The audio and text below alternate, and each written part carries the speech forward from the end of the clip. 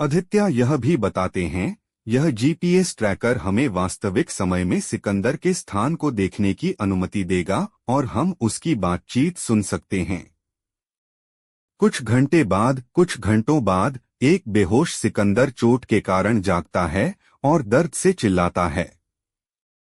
वह सिंगनल्लूर वेल्लोर रोड में सड़क के किनारे चलता है और उसे एक टैक्सी द्वारा सवारी की पेशकश की जाती है, जिसमें पहले से ही एक यात्री था।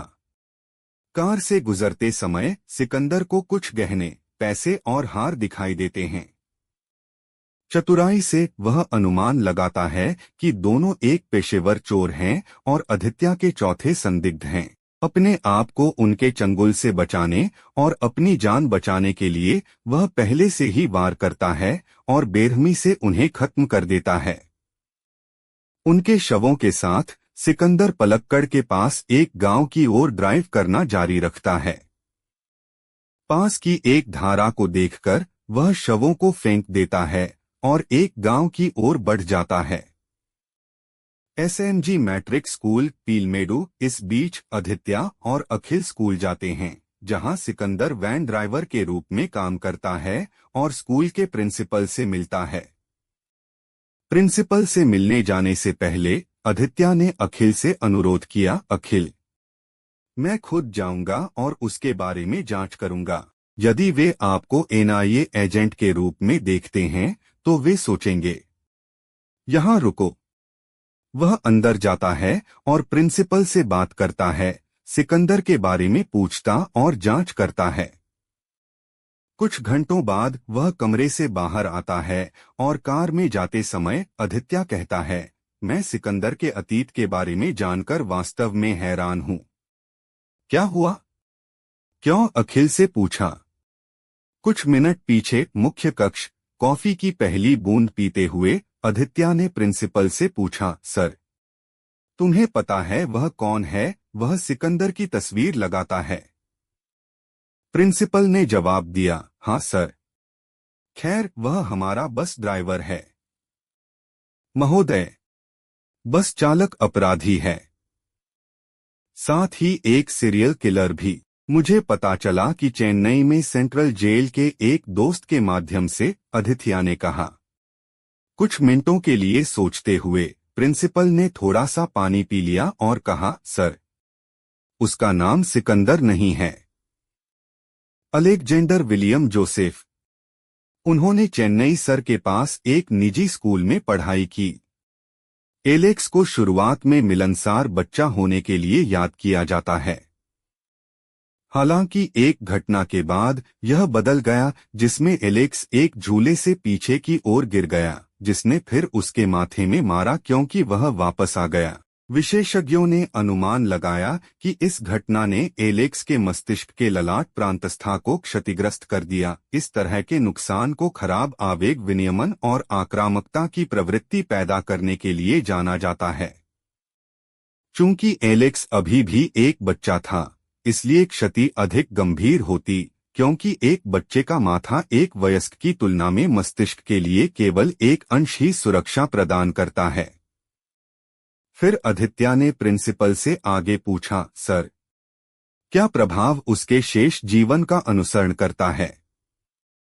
यूसुफ के दादा उसे अपने घर में रहने के लिए ले गए और उसे स्कूल के बाहर बौद्धिक गतिविधियों को आगे बढ़ाने के लिए प्रोत्साहित किया।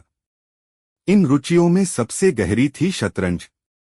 उन्हें सिखाया गया था कि कैसे खेलना है और अपनी क्षमता का प्रदर्शन करने के बाद बिट्सा पार्क में सार्वजनिक रूप से खेलने वाले बुजुर्ग पुरुषों के खिलाफ प्रदर्शनी खेलों में पेश किया गया था।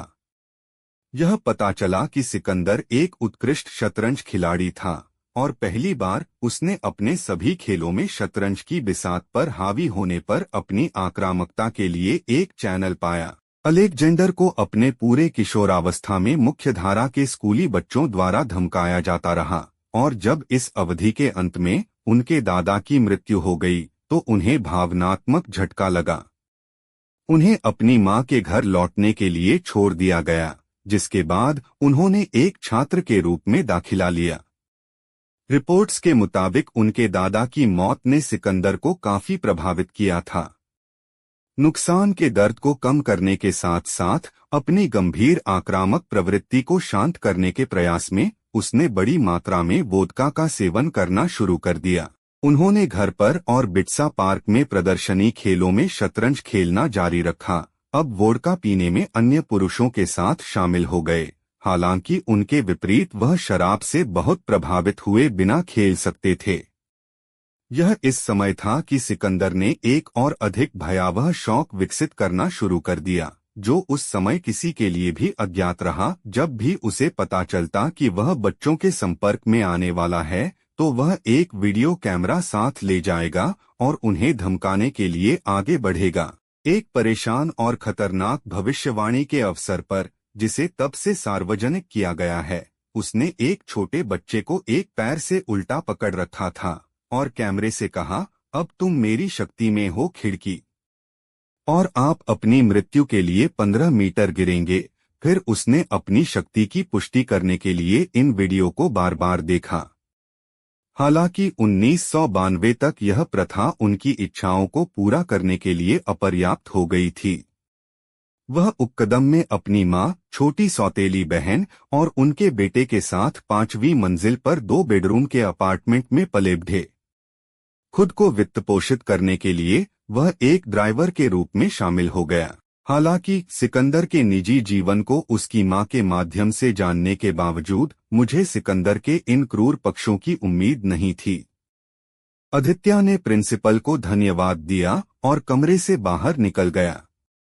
वर्तमान फिलहाल अखिल सिकंदर के इस काले अतीत को सुनकर हैरान है। उसी समय वह एक लड़की की आवाज इलेक्ट्रॉनिक बग के माध्यम से और कुछ उपकरणों को सुनता है, जिन्हें फेंक दिया जाता है। यह पलक्कड़ के पास एक निजी अस्पताल है। पलक्कड़ अस्पतालों में सिकंदर नर्स का अपहरण कर लेता है और उसका यौन शोषण करता है। उसी समय अखिल पलक्कड़ में अपने स्थान को ट्रैक करता है और उसे वश में करने के लिए आता है। इस बार अखिल ने खुद आकर आदित्य को नहीं आने को कहा है, चूंकि उसे अपनी बेटी अधिया की देखभाल करनी है, जो उस पर विश्वास करती है। सिकंदर ने उससे पूछा, क्या तुम वह आदमी थे जो मास्क पहनकर मुझ पर हमला कर रहे थे? वह उसे मारने के लिए पास की तलवार खोल देता है। हालांकि अखिल ने अपने अकिलीज टेंडन को काट दिया।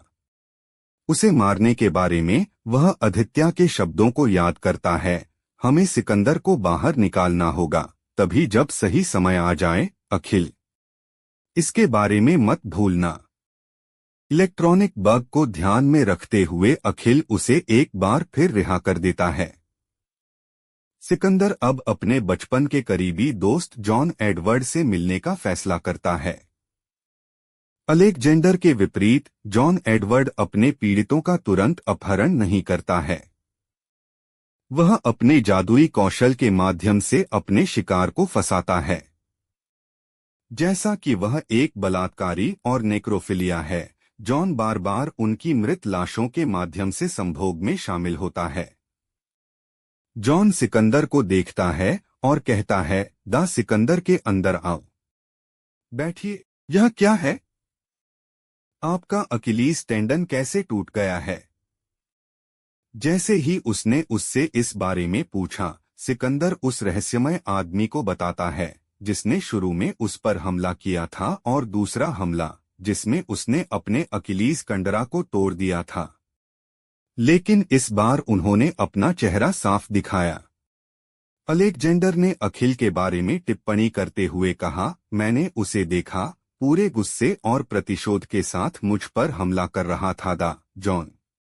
थोड़ी देर चुप रहने के बाद जॉन उससे कहता है, एलेक्स, उस आदमी ने आप पर हमला किया, लेकिन 2 बार बख्शा। वह पीड़ित के करीबी रिश्तेदारों में से एक होना चाहिए। आप ऐसा कैसे कहते हैं? सिकंदर से पूछा। याद करो दा, आपने अपने कुछ पीड़ितों की हत्या करते हुए कुछ सुराग पीछे छोड़े होंगे, जॉन ने कहा, जिसके बाद एलेक्स इशिका की अंगूठी के बारे में याद करता है। वह अखिल की पहचान का पता लगाता है। जल्द ही अखिल आदित्य के साथ आता है, जो पुलिस टीमों को लेकर आए हैं। सिकंदर की पहचान के बारे में सभी जानते थे। अलेक्जेंडर और जॉन एडवर्ड दोनों कैपिटेटेड हैं। एक अभी भी बेहोश जॉन अगले दिन अपने वरिष्ठ अधिकारी के निर्देशों के तहत आदित्य द्वारा गिरफ्तार किया जाता है। उन्हें अस्पतालों में भेजा जाता है। इस चरण के दौरान अखिल का विश्वसनीय अधीनस्थ यश अखिल का समर्थन करने के लिए उसके साथ जुड़ जाता है।